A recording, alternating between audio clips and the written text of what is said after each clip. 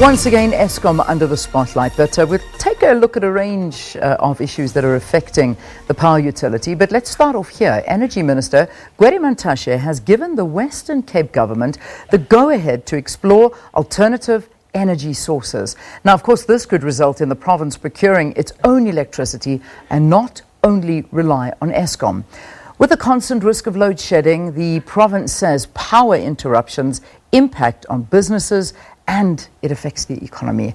Those who support the idea say the move will not only take pressure off Eskom, but will also break the power utilities monopoly. Mining and energy strategist Ted Blom is in studio with us now to talk about this and other issues affecting Eskom. Good to see you. Thanks for coming in, Ted. Good morning. All right, so obviously,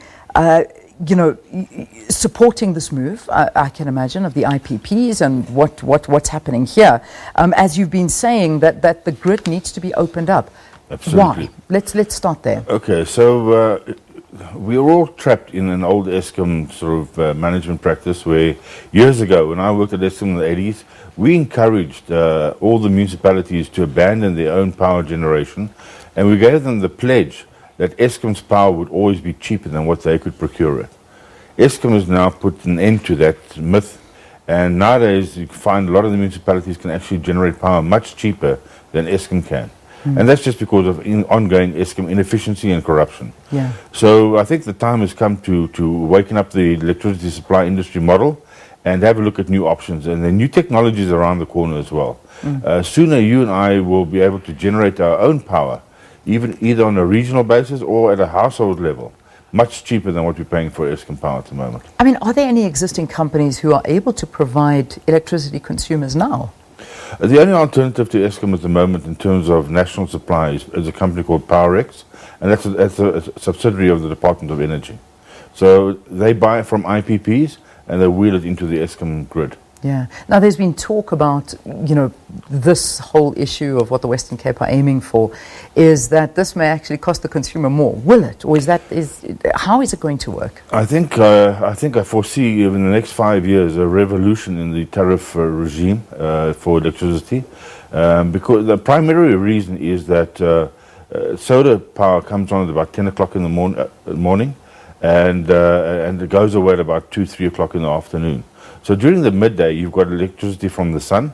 However, at your peaks, which is between 6 o'clock and 9 o'clock in the morning and 4 o'clock and 9 o'clock at night, there's no solar available. So what's going to happen is you might see a depression during the midday price regime with a massive increase in the peaks, because that's when there will be dire shortages. And I'm thinking that midday power will cost around R1.50 a kilowatt hour. Peaks could be over 15 Rand a kilowatt hour, which is very, very expensive, especially for you and me, because that's when we use power at our houses. Yeah, indeed. So that's one thing to look at. What about infrastructure? Would they piggyback off Eskom's infrastructure? So Cape Town municipality owns its own distribution network. So if you're talking about the Western Cape, the intergrids belong to Eskom. Each municipality normally owns its own local distribution grid, and you'd see a mix, depending on where the power generation is located. You'll see a mix of wheeling over the Eskom grid or just feeding it into their local network. The regional model that I see happening, you'll see more and more municipalities going back to generating their own electricity. Yeah. So, okay, let's now look at the pros and cons of all of this. So, each province procuring its own electricity and not necessarily only relying on Eskom. Is this the answer? Well, you mentioned province. I think it will go down to municipal level. Municipalities absolutely. Okay. So it will really be localized power. I think it's a good model. It will stimulate the growth in the local municipality. If they want to subsidize tariffs and increase industry and investment, they can do that. They have more flexibility. And just before we go off the topic, I think one needs to congratulate Minister Mantashe for showing statesmanlike attributes in allowing and engaging with the Western Cape to do this. Because for years and years, we've been stuck in the old archaic Eskom model of one size fits all. But like Ford Motor Company 100 years ago, when you could buy any color Ford as long as it was black. Yeah, exactly. Talk to us about what is actually being given the go-ahead. I mean, is it that, that the minister has said he's more than happy to engage in these conversations and perhaps open up the door to it? Or has he given them a double thumbs up that go for it, this is all yours, you can go ahead now? Mr. Mantashe is a very conservative leader, so he's given them the go ahead to engage, and I think he's walking away from the court case that the Western Cape has lodged to the High Court to investigate the competencies that local government have according to the Constitution. So for years and years there seems to be a conflict between Eskom's right and role as sole provider of electricity and the municipal competency which is enshrined in the Constitution, which is electricity distribution, certainly, but also possibly generation is a local competency. Okay. He's avoiding a battle in court. Indeed, and one can imagine, and indeed, we don't want to get back into another court battle. That's something we don't want to do. So we obviously now have the trade unions that we need to deal with, because they're very much so against the IPPs. How do you deal with that? I've engaged with two of the larger unions extensively over the last couple of years, and ultimately I think the unions are quite mature in their outlook. What they don't want is they don't want to be fed news through the media. They'd rather aspects of government engage with them, where there are going to be impacts, and we all realize, we're all mature enough to realize it will be massive impacts, and then together develop a transitional plan. What the unions don't want is a big bang on the one side with a promise of something on the other side. They're saying, listen, it's got to be a migration, or a just transition, as the favorite term at the moment is, from where we are to the new dispensation. And government needs to come to the party as far as that's concerned. You can't just have pronouncements that we're shutting this off and we're opening up that maybe in 5 years' time or 10 years' time. Because people need to live from day to day. People need to live, and they need some sense of security that they're not going to be just abandoned. For instance, the mining towns, the coal mining towns. There are hundreds of thousands of people that are dependent on the generation of electricity from the coal side of issues. And by saying we're cutting off coal and we're going to IPPs, I mean, it leaves these people in limbo, and it just leaves the terrain fertile for strife and unrest. Yeah, you know, the one thing that we did here was Public Enterprises Minister Pravin Gordhan, and he was, in his white paper, spoke about opening up more opportunities for ordinary workers as well, which should be, I suppose, of interest to the unions. Is providing independent electricity a scenario that could actually fit into what the minister was talking to? Ultimately, I would think that it's time for a commission of inquiry into the electricity supply industry.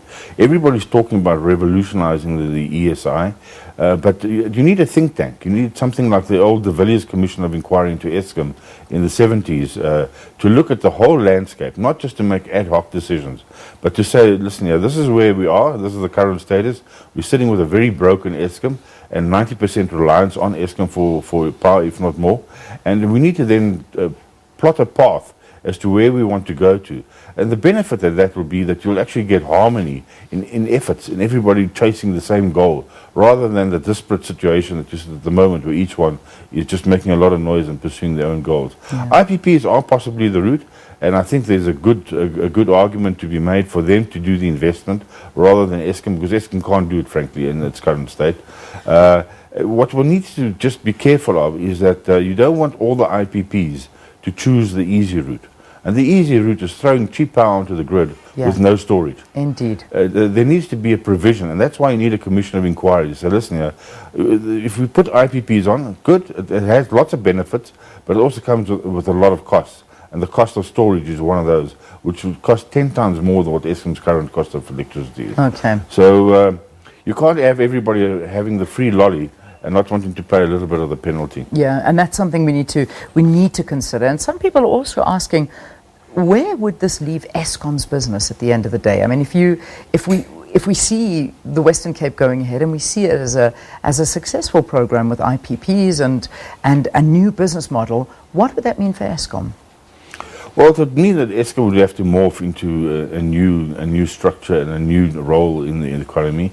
It would still be generator of last resort for the large energy-intensive users. I mean, they just can't feasibly create new generating plants with high power intensity that Eskom currently has. And certainly solar and wind cannot replace the baseload energy that Eskom provides on a daily basis.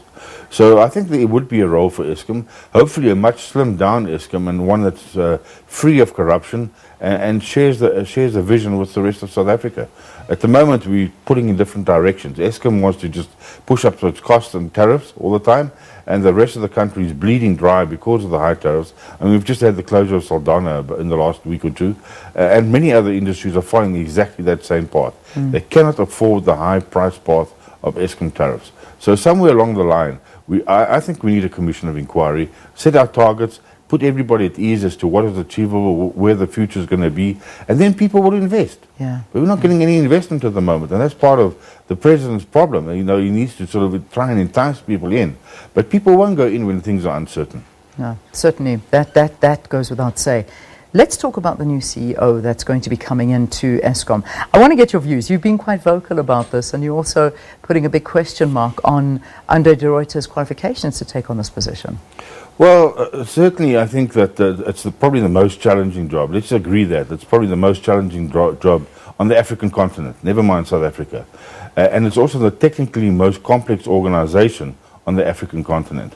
And I'm a bit gobsmacked as to the fact that, firstly, the candidate thought it fit that he would qualify for the position, and secondly, the fact that Minister Pravin Gordhan's own requirement that the person needs to have engineering experience seems to have been overlooked. I don't know if anybody didn't read his CV or how he got past the hurdle, but if the requirement is engineering experience or qualifications, surely that needs to stick. And that didn't seem to stick in this instance. So my second thought is that maybe we've got the message wrong. You and I are hoping for somebody to fix Eskom. The government's mandate at the moment is not about fixing Eskom. The mandate is to break Eskom up and unbundle it. Yeah. And for that role, Mr. de Ruyter probably fits quite well. But then for the rest of the candidates, I reckon they must just hang in there, because if that goes through, Eskom will, within the next couple of months, be looking for 4 new CEOs, 4 CFOs, 4 sets of board members, 4 sets of auditors, and at least 4 sets of head officers. Wow. And then the cost goes even more. Well, and that was my argument, is that unbundling, I don't think is a necessary solution for all problems or evils. Yeah. I mean, if we look at reports, and perhaps maybe you have more information into this, as there was a report doing the rounds in the Sunday Times talking about 27 black executives that turned down this position, that were certainly not interested in even trying to get into the CEO position of Eskom. Do you have any inside info on that? Well, I'm not quite sure on what basis they would have applied or turned down I mean, let's just get this straight. From what we understand, there was a period of applications being received. I'm not quite sure if the headhunters went outside of that application process to recruit other people and headhunt other people who hadn't applied. So I'm not quite sure where these 27 executives fell out. But the bottom line is, it is the most challenging job, and the last thing you want to do is blot your career with a failed effort. And there have been many failed efforts at Eskom over the last 10 years. Yeah, all right. And right now the problem is we cannot have another failed appointment, because we're at a point right now where Eskom is on the brink. We're out of time. We're out of time. We're out of time. In almost every sense, even in the interview. But I have to ask you this question before we go. It's our big question of the day, talking to the 3 municipalities within Bloemfontein that have now got the threat of having their electricity switched off for 16 hours a day. You've got interesting insights into this as well. Talk to us about it. This bill, this Eskom bill, that's what, 20 billion rand of unpaid electricity by different municipalities? Okay, so I think it's time that Eskom addresses that. And everybody knows that there are issues around those municipal bills. Firstly, a lot of them are dated. They go back more than 10 years. And really, nobody pays a bill that's more than 10 years old for something that you consumed at that time. That's the first thing. The second thing is there's a big conundrum with the constituency of the electricity accounts that these municipalities face. A lot of them, they are not transparent. The charges are maybe not defined in the agreement between Eskom and the municipality, and that bears a lot of scrutiny. I mean, we had a look at some of the municipalities, and certainly there seems to be gross mischarging and overcharging in some of those accounts. And it's now time for us to act like mature adults, address the issue in a fair and transparent manner. And then if the debt is overdated or outdated, write it off. That's the mature thing to do. Sure. Can they afford to write off that debt? Well, everybody knows it's not collectible. So who are you fooling? Yeah, yeah. So cutting off is not the answer. Well, I think it's the worst answer because it's very painful, it's incredibly disruptive, and in fact you incapacitate that municipality to generate revenue, to actually pay its account. Yeah. All right, Ted Blom, we're going to leave it there for this morning. Thanks always for coming in and talking to us. Ted is a mining and energy expert talking to us about a range of issues, but focusing mostly on the possibility of the Western Cape exploring buying its own electricity and the implications thereof. Let's take a break. We'll have your news for you at 7. Stay tuned.